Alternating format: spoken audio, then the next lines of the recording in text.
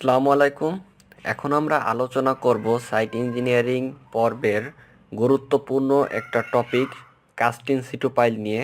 বাংলাদেশের সয়েল কন্ডিশনে ম্যাক্সিমাম যে স্ট্রাকচারগুলো তৈরি করা হয় দেখা যায় যে সেখানে পাইল ফাউন্ডেশন প্রয়োজন হয় ম্যাক্সিমাম স্ট্রাকচারের ক্ষেত্রে।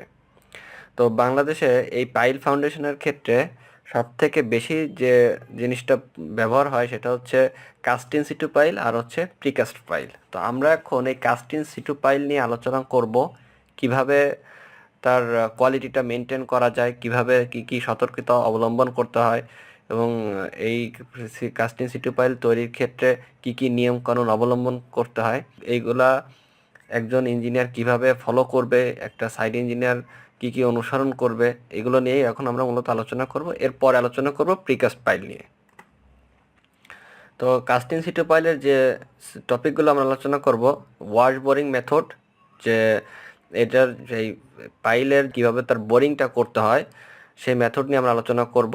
Concrete of cast in situ pile, boring করার পর এটার যে পাইলের জন্য যে কনক্রিটটা তৈরি করতে হয় সেই কনক্রিটটা কিভাবে তৈরি করতে হবে, কিভাবে তার কোয়ালিটিটা মেনটেন করতে হবে, এগুলো নিয়ে আমরা আলোচনা করব।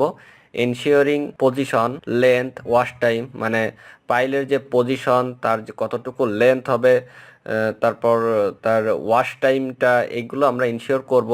Drilling fluid circulation, drilling fluid যেটা করি আমরা, এর যে সার্কুলেশন সেটা নিয়ে আমরা আলোচনা করব। পাইল সিকোয়েন্স, কন্ট্রোলিং কেবিং, এবং সবশেষে আলোচনা করব হচ্ছে quality ensure and quality control. মানে এই পুরো কাস্ট ইন সিটু পাইলটা তৈরি করার জন্য কিভাবে তার কোয়ালিটিটা কন্ট্রোল করা যায়, এনশিওর করা যায়, সেটা নিয়ে আমরা সবশেষে আলোচনা করব। তো এই পাইলের কাস্ট ইন সিটু পাইল তৈরির যে স্টেপ, ফার্স্টে করতে হচ্ছে বোরিং, মানে যেখানে পাইলটা হবে সেইখানে মাটিটা কিভাবে কেটে ফেলা হচ্ছে বোরিংয়ের মাধ্যমে, সেই প্রসেস।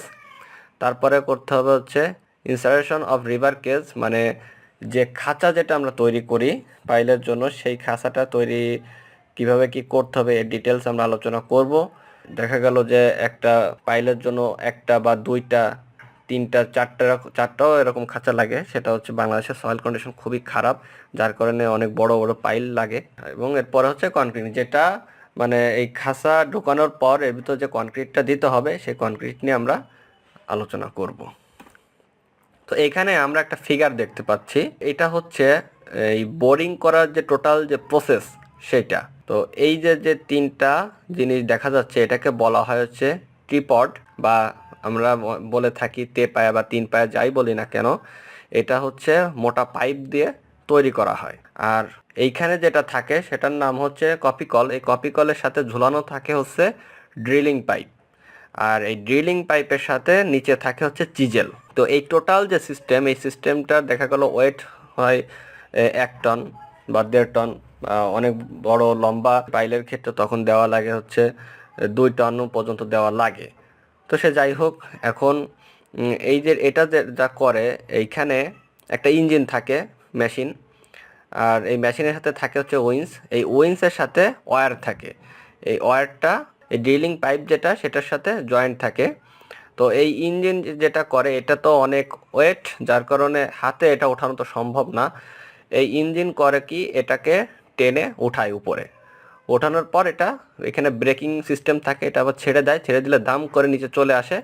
এখানে চিজেলের মাথায় ধারালো টাইপের কিছু থাকে, যেটা দিয়ে মাটিটাকে কেটে ফেলে। কেটে এখানে মাটি কেটে ফেলার পর এটাকে রোটেশন হয়, রোটেশন বা করা হয়, করানোর মাধ্যমে এইভাবেই বোরিংটা চলে।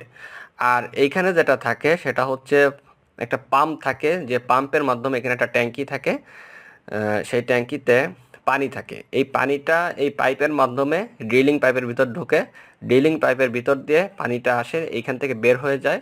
বের হয়ে আবার এই যে ক্যাসিং আছে, এখানে যে ক্যাসিংটা ইউজ করা হয়েছে, এই যে এটা হচ্ছে প্রায় 15 ফিট থেকে 20 ফিটের মতো হয়।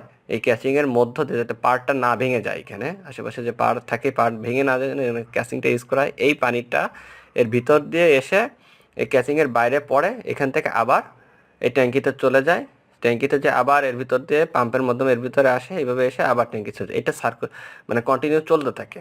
তাহলে এইটাই হচ্ছে মূলত বোরিংয়ের এই প্রসেস, যেটাকে এখানে আমরা বলতেছি এটা ট্রিপড, এটা হচ্ছে ড্রিলিং পাইপ, এটা হচ্ছে এখানে পাম্প থাকতেছে, নিচে এটাকে থাকতেছে চিজেল যেটা মূলত মাটি কাটে কেটে বোরিংটা করে, এটা হচ্ছে ক্যাসিং, এটা হচ্ছে উইন্স, এটা হচ্ছে ইঞ্জিন। এটা হচ্ছে মূলত এই বোরিংয়ের মূলত একটা প্রসেস, আর এগুলো প্রত্যেকটা জিনিস নিয়ে আমরা ডিটেলস আলোচনা এর পরে করব।